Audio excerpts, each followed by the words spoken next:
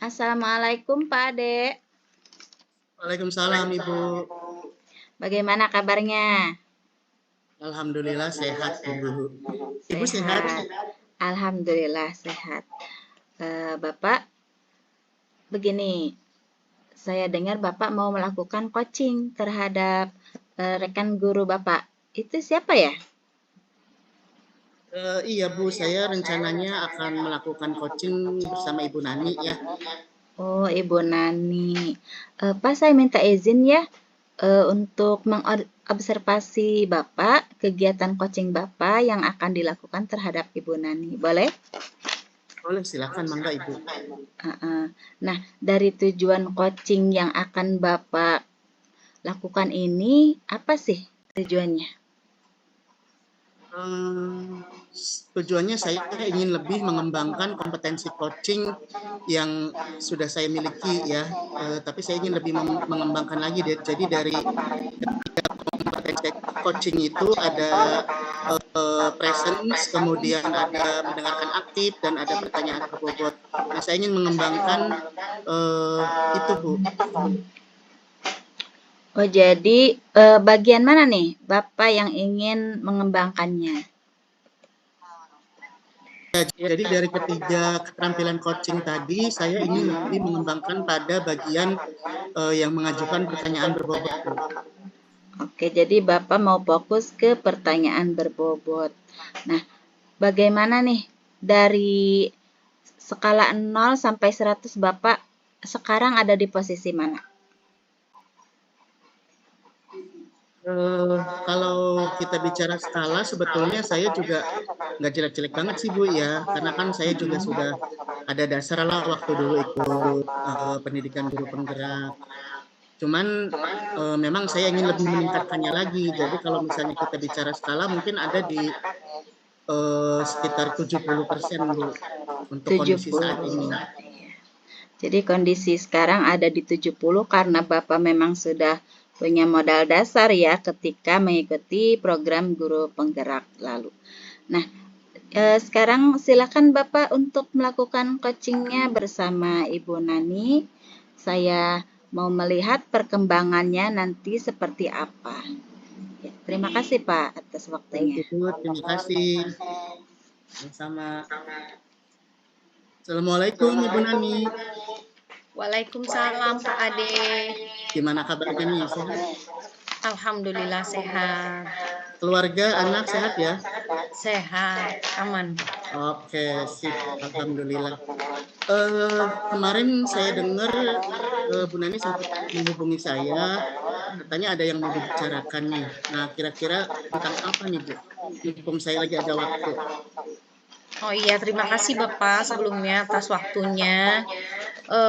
Ini Pak, ada sedikit keresahan sih di dalam diri saya.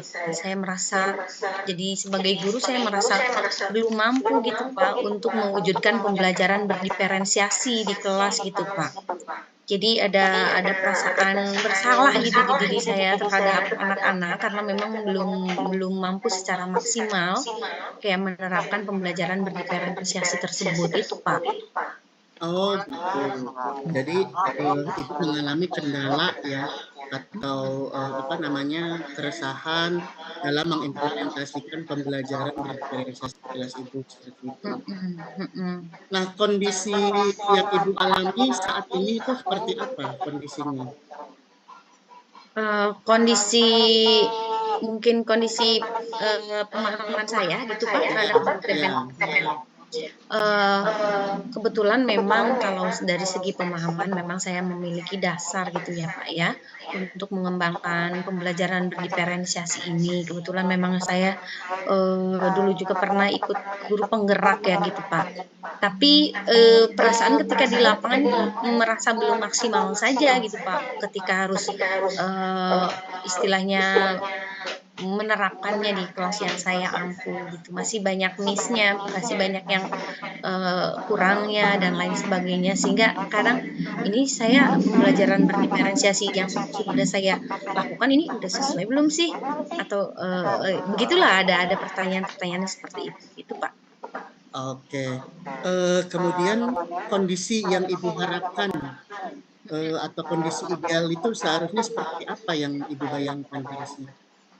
Iya, yang seharusnya mungkin kondisi ideal untuk bisa lebih mengembangkan lagi tadi kompetensi saya untuk dalam, apa ya, mempraktekkan pembelajaran berdiferensiasi di kelas ya. Pengennya sih berarti ketika dalam pembelajaran saya banyak menggunakan model-model dan metode pembelajaran yang mampu lebih lebih ke student center, kemudian mampu juga mengembangkan, media-media pembelajaran, yang juga memperhatikan bagaimana, bakat dan minat dari anak atau kemampuan dari anak itu sendiri, begitu Bapak. Oke. Kemudian apa yang sudah Ibu siapkan atau Ibu rencanakan untuk pembelajaran diferensiasi ini? Mmm. Kebetulan memang saya sudah menyusun tuh Pak, di mana bahwa, untuk melaksanakan kegiatan berdiferensiasi ini tentunya dimulai dari rencana atau rencana itu, tertuang dalam sebuah modul ya Pak ya, modul ajar. Saya sudah mempersiapkan itu semua sih Bapak sebenarnya, tapi memang untuk, mempraktikannya masih belum Bapak, gitu. Oke, jadi Ibu sudah mempersiapkan modul ajar, media, dan lain sebagainya gitu ya. Iya, Oke, mhm. nah kira-kira eh, kesulitannya apa nih Bu yang bakal Ibu hadapi nanti pada saat pelaksanaan? Mmm. Di antaranya kesulitannya mungkin, misalnya pemanfaatan, penggunaan media, misalnya infocus dan lain sebagainya. Terkadang fasilitas di kami ini kan masih terbatas ya, Pak, ya. Hmm, Dalam satu sekolah ini infocus yang ada hanya berapa sih? Paling banter ada 5 gitu ya.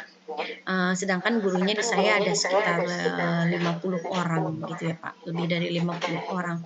Jadi kadang kami suka rebutan gitu, Pak, untuk apa namanya, untuk tadi penggunaan infocus tersebut. Sedangkan di anak itu salah satunya, pembelajaran berdiferensiasi itu salah satunya misalnya untuk, apa namanya, pembelajaran yang mampu istilahnya apa ya, mengakomodir kemampuan salah satunya kemampuan belajar anak, harus ada yang visual mungkin, audio, kinestetik, dan lain sebagainya. Ya, untuk visual itu kan butuh juga visualisasi dalam bentuk, gambar, video, dan lain sebagainya, itu, Pak. Oke, jadi mungkin kendala yang Ibu hadapi ini terkait dengan keterbatasan media yang akan digunakan, terutama Infocus ya Bu ya, yang Iya, masih berebut dengan rekan Ibu yang lain seperti itu. iya iya iya. Nah, langkah apa yang akan Ibu lakukan untuk mengatasi kendala tersebut? Langkah yang bisa saya lakukan untuk mengatasi kendala di antaranya memang, kemarin tuh, Pak, saya sempat apa namanya, menerapkan bahwa, ada pembelajaran interaktif tuh, Pak, ya. Jadi saya membuat PowerPoint melalui Canva, kemudian saya menyematkan link, di situ ada link videonya, link puisi apa bukan puisi, saya menggunakan Kahoot misalnya dan lain sebagainya, Padlet dan lain sebagainya itu sudah link di sana. Selain juga di sana ada juga materi-materi, kemudian saya download, kemudian saya bagikan tuh link Canva-nya tersebut sehingga anak bisa langsung masuk dan melihat bagaimana materi dan juga bagaimana, kayak, istilahnya, urutan atau, rencana pembelajaran, yang ada begitu, Pak. Nah, Oke, jadi jadi salah satu di-share-nya itu itu melalui HP gitu, Pak. Jadi istilahnya anak bisa melihat PowerPoint tersebut di HP gitu, bukan lagi ya, jadi melihat. eh, solusi yang Ibu tawarkan adalah eh, menyebarkan PPT tersebut melalui HP Mhm, siswa langsung secara langsung linknya gitu ya, jadi tidak membawa ke fokus lagi. mhm. Jadi kira-kira siapa yang bisa Ibu mintai dukungan untuk permasalahan yang Ibu hadapi ini? Mhm. Yang bisa saya mintai dukungan yaitu, paling pertama jelas pimpinan ya, Pak, ya.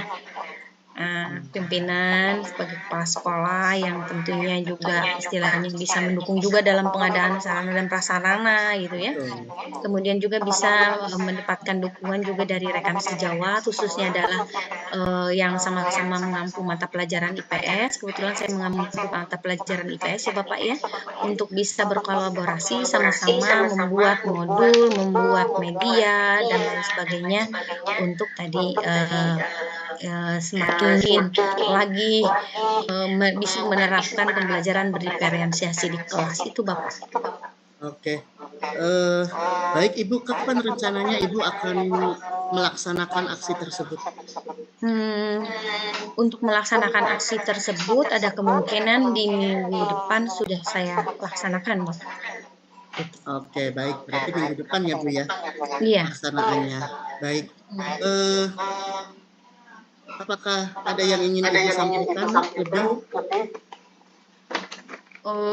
Itu saja mungkin ya Bapak ya, bahwa memang itu kesulitan saya tadi, alhamdulillah sih dengan tadi berbicara dengan Bapak ini saya tercerahkan, saya juga kayak mendapatkan ide-ide baru begitu Bapak, iya. Alhamdulillah. Kalau begitu barangkali cukup ya Bu ya untuk Iya. sesi kita kali ini. Kebetulan saya juga ada kegiatan harus memimpin rapat di dinas. Jadi saya cukupkan sampai di sini ya Bu ya. Iya Bapak, terima kasih atas waktunya Pak.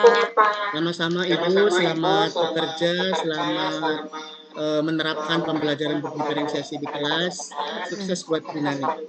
Amin, terima kasih Pak. Sama-sama. Assalamualaikum warahmatullahi wabarakatuh. Waalaikumsalam warahmatullahi wabarakatuh. Oke, baik Pak Ade. Setelah tadi Pak Ade melakukan coaching bersama Ibu Nani, bagaimana nih Bapak menilai sendiri performa dalam kompetensi tadi yang sudah Bapak terapkan? Kalau saya menilai diri sendiri, memang ada sedikit peningkatan sih Bu ya. Ya alhamdulillah gitu dari yang selama ini saya pengalaman melakukan coaching terhadap rekan sejawat dengan yang barusan tadi saya lakukan dengan Bu Nani, alhamdulillah saya ada peningkatan. Terutama ya dalam mengajukan tadi pertanyaan berbobot itu tadi. Nah, kenapa Bapak menilainya demikian? Karena tadi Bu Nani sendiri mengatakan bahwa dia mendapatkan banyak pencerahan ya, mendapatkan ide-ide atau gagasan baru yang saya gali melalui sesi coaching itu tadi. Berarti Bu Nani mendapatkan pencerahan ya dari sesi coaching tadi. Nah, boleh saya menyampaikan hasil pengamatan saya? Boleh, mangga Ibu. Iya. Saya tadi mengamati Bapak sudah bagus ya saat melakukan coaching bersama Bu Nani.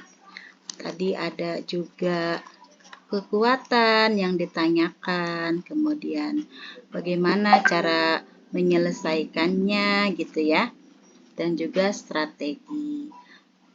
Tadi mungkin skala prioritas mungkin yang lupa ditanyakan, ya itu sih tidak apa-apa. Nah, bagaimana pendapat Bapak mendengar hal ini? Terima kasih Bu, saya mendapatkan banyak masukan. Saya senang sih mendengar masukan dari Ibu ya atas pengamatan terhadap sesi coaching yang sudah saya lakukan. Insya Allah itu akan saya jadikan acuan untuk meningkatkan kompetensi saya menjadi lebih baik lagi. Ya, namun demikian saya juga melihat hal-hal yang bisa dikembangkan seperti pertanyaan berbobot yang sesuai dengan alur tirta. Ya, tadi sudah bagus tujuannya, sudah ada identifikasi, juga rencana dan tanggung jawab. Nah, gitu. Misalnya ketika tadi Bapak menanyakan bagaimana cara meningkatkan itu pembelajaran berdiferensiasi gitu ya terhadap kelas Ibu Nani. Nah, itu sebetulnya memang sudah bagus sekali. Nah, menurut Bapak bagaimana terhadap pendapat tersebut? Ya, menurut saya memang tadi sudah lumayan lebih baik gitu Bu dari yang pernah saya alami coaching yang sebelum-sebelumnya gitu ya. Tadi saya juga melakukan penguatan juga kepada Ibu Nani tentang tentang pembelajaran berdiferensiasi. Kemudian saya juga menggali hambatan-hambatan atau kendala yang dialami oleh coach gitu ya.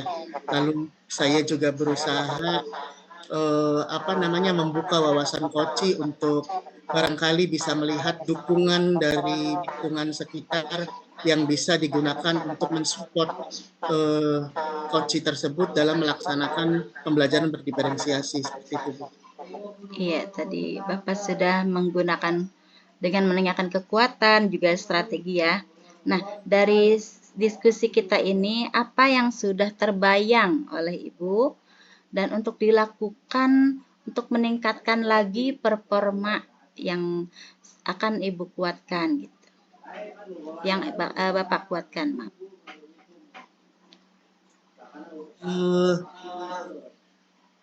Kalau tadi kan saya ingin tujuannya adalah mengembangkan kompetensi untuk mengajukan pertanyaan berbobot gitu Bu ya. Nah, nanti rencananya saya ingin mengembangkan kompetensi yang lain gitu. Seperti apa Pak kompetensinya? Ya, seperti kompetensi presence atau misalnya mendengarkan aktif gitu. Jadi dari ketiga kompetensi tersebut insya Allah bisa sama-sama meningkat atau berkembang. Oke, jadi Bapak mau meningkatkan semua kompetensi coaching itu ya, seperti mendengarkan aktif ya. Kemudian ini juga memberikan pertanyaan berbobot dan memberdayakan coach tentunya ya. Ya, baik sekali Bapak, bagus sekali dari rencana atau peningkatan yang akan Bapak lakukan. Terima kasih Bapak atas waktunya. Mohon maaf ya, saya izin ada keperluan lain.